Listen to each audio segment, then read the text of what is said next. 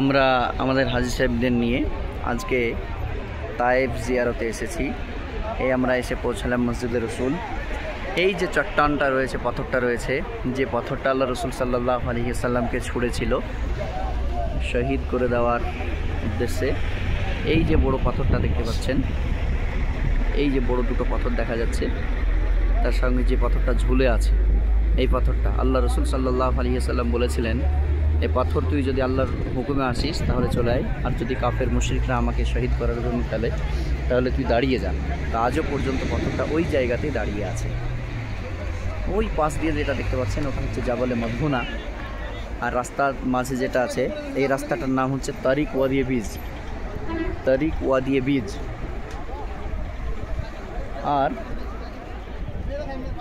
এই জাবালে মদহুনা আর এই পাশের এই পাহাড়টা, জিবরিল আমিন এসে আল্লাহ রসুল সাল্লাল্লাহু আলাইহি ওয়াসাল্লামকে রক্তাক্ত অবস্থায় পড়ে থাকতে দেখে বলেছিলেন, ইয়া রাসূলুল্লাহ, তায়েফবাসীরা আপনাকে যেভাবে রক্তাক্ত করেছে, আপনি যদি অনুমতি দেন তাহলে এই দুই পাহাড়কে আমি মিলিয়ে দিয়ে তায়েফবাসীদেরকে মিশিয়ে দিব।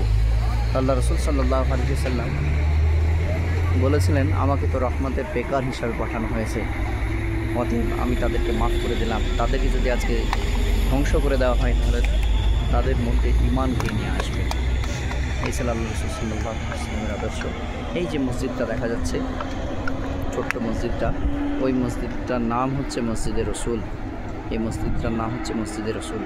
আর এখানেই আল্লাহ রাসূল সাল্লাল্লাহু আলাইহি ওয়াসাল্লাম আরাম করেছিলেন, বসেছিলেন। এই সেই জায়গাটা আমরা জিয়ারত করলাম। আমাদের হাজী সাহেবরা উপরে গিয়েছেন, অনেকেই ওখানে গিয়ে আসছেন। মক্কা এবং মদিনাতে আমি মনে করি হুবহু যদি পুরো কিছু দেখার মতো থাকে তাহলে সেটা হচ্ছে এই মসজিদে রাসূল আর এই জায়গাটা। যাই হোক, আল্লাহ তাআলার কাছে সকলে দোয়া করব, আল্লাহ যেন আমাদের সকলকে এই সফরের জন্য কবুল করেন এবং আমরা সকলে যেন এসে নিজে চোখে এখানে দেখে যেতে পারি। আমিন।